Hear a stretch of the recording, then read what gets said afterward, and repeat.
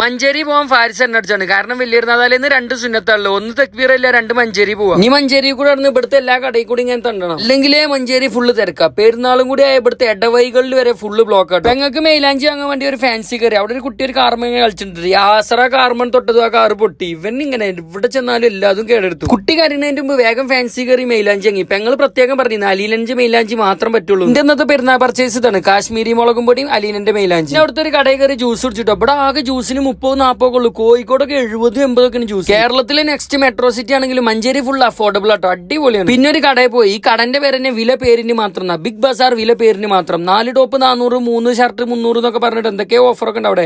അവിടെയുണ്ട് മില്ലും പഠിക്കാരൻ അർച്ചലിതാ. പിന്നെ കൂടെ ഞാൻ നടന്നു നോക്കിയപ്പോ നമ്മളെ നാട്ടുകാർ കുറെ ഉണ്ട് കേട്ടോ, പല കടകളിലായിട്ട്. പിന്നെ നാട്ടിൽ പോകാത്ത കുറെ ഹിന്ദിക്കാരുണ്ട്. ഇവര് പെരുന്നാളായിട്ട് ഒരേ നടത്താണ്, ഹിന്ദിയിൽ ഇങ്ങനെ കളകളാറിന് ഒരേ നടത്തം നടക്കുന്നത്. പിന്നെ അവിടെ കണ്ട ഒരു സുന്ദരമായ കാഴ്ചയാണ് ഇത്. ഒരു കുട്ടി അതിന്റെ വെല്ലിമാനെ കൊണ്ട് ഇങ്ങനെ കളിക്കട, നല്ല രസമുണ്ടായിരുന്നു. അവസാന കുട്ടി ഇങ്ങനെ പറ്റിച്ചിട്ട് വെല്ലിമാനെ പോയി കെട്ടിയാണ് പിടിച്ച്, നല്ല രസമുണ്ടായിരുന്നു കാണാൻ. പിന്നെ ഗൾഫ് പോണ ഫാരിക്ക് ചെരുപ്പ് എടുക്കാൻ വേണ്ടി ഒരു ചെരുപ്പും കടയിൽ കയറി. എന്ത് തിരക്കറി, ട്രെയിനത്തെ ജനറലിലൊക്കെ നിൽക്കണ ആകെ തിരക്കുന്നതിന്റെ ഉള്ളിൽ. ഈ പെരുന്നാൾ തലേന്ന് ഇത്രയുള്ളൂ. അപ്പൊ പെരുന്നാൾ വിശേഷങ്ങളുമായി കാണാം. അതുവരേക്കും അസ്സലാമു അലൈക്കും വറഹ്മത്തുള്ളാഹി.